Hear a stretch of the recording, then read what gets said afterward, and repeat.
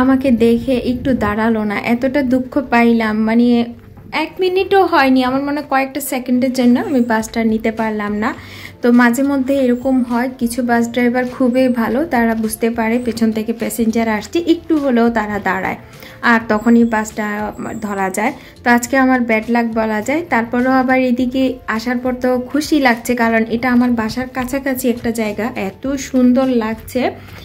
রোদ উঠেছে, সকালের দিকে অনেক ঠান্ডা ছিল অবশ্যই, কিন্তু এখন খুবই ভালো লাগছে। আর আমি একটু জোরে জোরে হাঁটছি, হয়তো বা সেজন্য মানে এখন একদমই ঠান্ডা ফিল হচ্ছে না।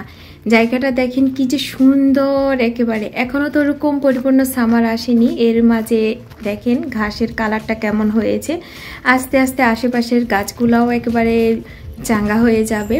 আর এই দিকে এই জিনিসটা দেখে আমার খুশি লাগছে, এই যে বড় বড় লম্বা গাছ দেখতে পাচ্ছেন, প্রত্যেকটা গাছের সাথে ফিতা দড়ির মতো কি কি জানি বাঁধা। তো প্রথমে জিনিসটা আমি বুঝতে পারিনি, তারপর দেখলাম যে কি না, এটা বাচ্চাদের জন্যই ব্যবস্থা করেছে। বাচ্চারা যাতে এখানে বিভিন্ন ধরনের ওদের অ্যাক্টিভিটি থাকে, গাছে চড়া টড়া, লাফ দেওয়া, অনেক কিছু। ছোটবেলায় এই ধরনের কিছু দেখতাম টিভিতে, বাচ্চারা এদিক থেকে ওদিক যাচ্ছে, এই যে কি কতগুলো ঝুলছে ওগুলোর সাথে বাড়ি খেয়ে পড়ে যাচ্ছে। তারপর মানে এক গাছ থেকে আরেক গাছে যাওয়া, এখানে বিভিন্ন ধরনের জিনিস আছে। তো এটা যে আমাদের বাসার এত কাছাকাছি, আমি জানি না আমার ছেলে জানে কি না। এমনিতেই হেলসিঙ্কির ভিতরে যত জায়গা আছে মোটামুটি প্রত্যেকটা জায়গায় স্কুল থেকে ওদেরকে নিয়ে যাওয়া হয়, কিন্তু এই জায়গাটাতে ও এসেছে কিনা বা এটা যে আমাদের বাসার কাছাকাছি সে জানে কিনা তাও জানি না। এখানে ছোট পাহাড়ের মতো ওটাতে ওঠার ব্যবস্থা আছে, সামনে একটা পুলও দেখা যাচ্ছে। একটু ভয়ও পাচ্ছি, আদৌ আমি যাব কি না। ভাবলাম যে পরে যদি আবার দেরি হয়ে যায়, কোন দিকে যাব না যাব। আমি আবার নেট ব্যবহারে অত বেশি দক্ষ না, কেন জানি শিখতে ইচ্ছে করে না। হয়তো কোনো একদিন এমন একটা বিপদে পড়বো, সেদিনই ভালো করে শিখে নিব।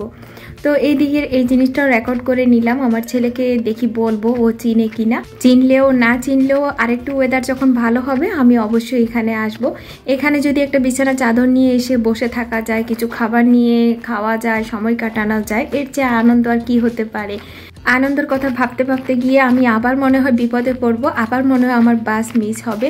তখন দেখাচ্ছিল প্রায় 15 মিনিট পর বাস আসবে। আমি জানি না এটা কি ঠিক দেখাচ্ছিল নাকি ভুল।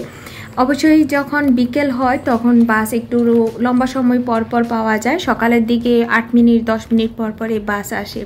তো এই তো এখানে একটা টানেল আছে, আমি এখন ঘুরে এদিক থেকে হেঁটে হেঁটে বাস স্টপে যাব।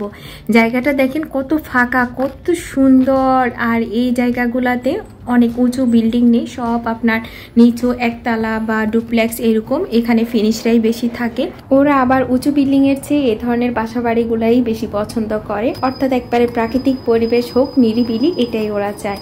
আর 1 মিনিটের মধ্যে আমার বাসে চলে আসছে। কি এনেছো এটা দেখি? ওয়াও, এখন না খেয়ে তুমি একটু ভাত খাবে তারপর। হ্যাঁ, ওয়াও কি সুন্দর গিফট এনেছে মার জন্য। দেখি দেখি একটু দেখো তো আম্মুকে, দেখি কার নাম। কে নিলে? কে নিলে তামা? তারপর কি এনেছে? একটা বান এনেছে, আবার এদিকে লেখাপড়াও করেছে। না এখন তো খেতে পারবা না, ওই ওই আগে একটু ভাত খাবে তারপর। ওকে, নো হবে না, তোমার জন্য পটেটো আছে তো। মনটা মনটা ফের না, নো নট নাও। আগে ওয়াশ করতে হবে হাত, wash your hand. Not now. এভাবে ফিতাটা নাও, এই যে ফিতা দিছো। হ্যাঁ, তারপর এখানে রাখো আস্তে আস্তে, স্লোলি স্লোলি। তো wow, surprise. Can you eat it? Yes.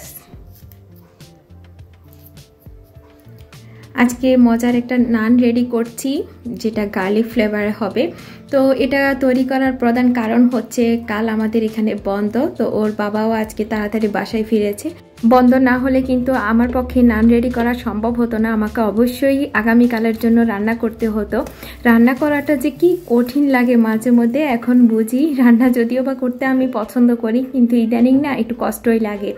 তো ফ্রিজ খুলে কি রান্না করা যায় ভাবার সাথে সাথে একটা বক্সে দেখলাম একটু ভাজি আছে, যেটা আমি কিমা দিয়ে তৈরি করেছিলাম। খেতে অনেক মজা, পরোটা বা রুটি কিছু একটার জন্য আমি রেখেছিলাম। তো মাঝে মধ্যে একটু বেশি করে তৈরি করে যদি রেখে দিই, পরের দিন বা যেদিন রান্না করতে ইচ্ছে করে না, ওটা যে কি পরিমাণ কাজে দেয় এটা বলার বাহিরে। এ ধরনের সবজি ভাজি আবার দুদিনের বেশি ফ্রিজে না রাখাটাই ভালো, তাই প্রায় সময় আমি পরোটা বা নান এগুলা রেডি করে থাকি, বিশেষ করে রাতের বেলা। যেদিন বন্ধ শুনি তার আগের দিন রাতে আমার মধ্যে যেন এনার্জি চলে আসে, তখন আমার ইচ্ছে করে সব কিছু করতে। আবার বন্ধ যেদিন শেষ সেদিন রাতে একেবারে রাত থেকে শুরু হয় ক্লান্ত, পরের দিন ক্লাস, আবার বাইরে যাও আসো, তো সব কিছু মিলে এটাই জীবন। ব্যস্ত থাকার মাঝে আসলে আনন্দ আছে। একসময় মনে হতো যে কি না এত কিছু মানুষ কিভাবে করে, আসলে সব কিছুই অভ্যাস। আপনি জীবনকে যেভাবে সাজাতে চাইবেন, যেমন চাইবেন তেমনই হবে।